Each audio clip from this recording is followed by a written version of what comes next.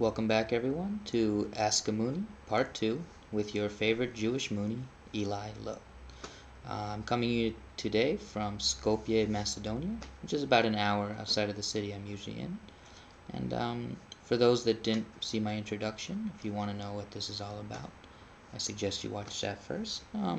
But a simple review, I'll be reading today from the exposition of the Divine Principle.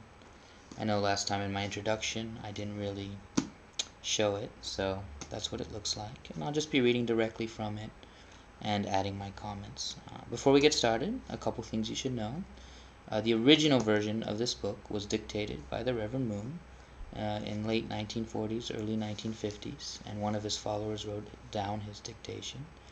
And then it was edited and rewritten by the first president of the Unification Church, Dr. Yu, and that's the final copy we have today. Also, it's important to remember that this was written for a Christian Korean audience of the 1950s, so a lot of the references might seem a little weird or be culturally different. Since I've read this in Korean and I lived in Korea, I'll try to explain some of the Asian and Korean mentalities and references that might come up. So let's get started. We're just going to start from page 1 because this is one of my favorite parts, the very beginning. And it starts with the introduction, where it explains the human condition, aims to give an explanation of the human condition and why the divine principle is necessary and important in today's society. So, to start off, everyone is struggling to attain happiness and avoid misfortune. From the commonplace affairs of individuals to the great events that shape the course of history, each is at root an expression of the human aspiration for ever greater happiness. So very simply, it's saying all people want happiness. There's different ways they pursue that. There's different ways that they see that. But basically, the basic drive of people is to be happy. And so in many ways, this is the purpose of life, is to be happy. How then does happiness arise? And this is the problem. This is really the main issue. Everyone wants to be happy, but if I say right now, be happy, it's not that easy. Happiness is often a very, very difficult goal to reach. And we'll try to understand why. People feel joy when their desires are fulfilled. The word desire, however, is often not understood in its original sense, because in the present circumstances, our desires tend to pursue evil rather than good. Desires which result in injustice do not emanate from a person's original mind. Original mind is a Asian idea. The Chinese characters mean original and mind or heart. And this theology, this ideology, and this text strongly supports the idea, completely supports the idea that people are inherently good, that their original heart and their original mind wants to be good. And we'll provide more evidence of that a little later on. So the original mind is well aware that such desires lead to misfortune. Therefore, it repels evil desires and strives to follow the good. Even at the cost of their lives, people seek for the joy that can enrapture the original mind. This is the human condition. We grope along exhausting paths to cast off the shadow of death and search for the light of life. So it's explaining that every person is striving to be good. And even this is something I think we can see in every part of society. Even the most evil people, in their own minds, they have to justify their actions as being good, as having some reason. I think even the worst criminals, even people in history like Hitler and Stalin, if you sat down with them and if you talked to them, they would believe themselves to be good. They would believe themselves to be doing a service for humanity, to making the world a better place. So it's important. This gives evidence to the idea, and it's important to remember that everyone wants to be good. So it's a reflection of the desire inside all people to be good. And this is where the idea of an original mind comes from, inherent goodness in all people. Has anyone realized the joy in which the original mind delights by pursuing evil desires? Whenever such desires are sated, we feel unrest in our conscience and agony in our heart. Would a parent ever instruct his child to be evil?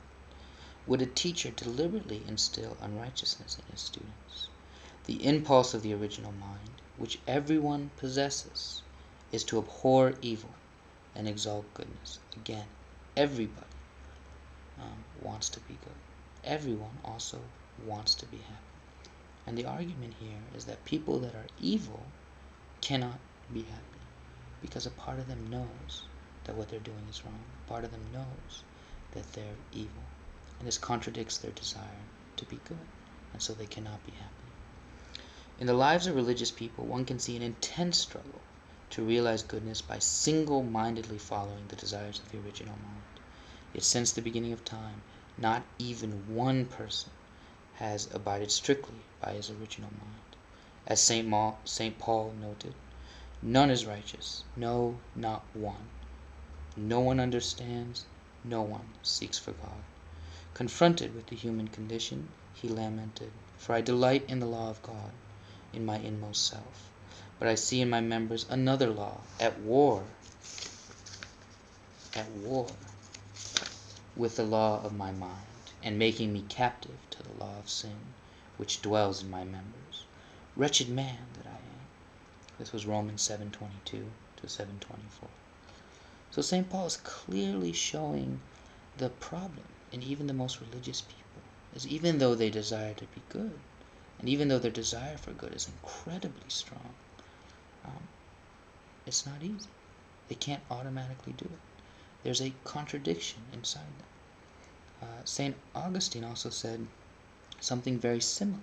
He said, "Dear Lord, give me chastity and self-restraint, but not yet, O Lord, not yet."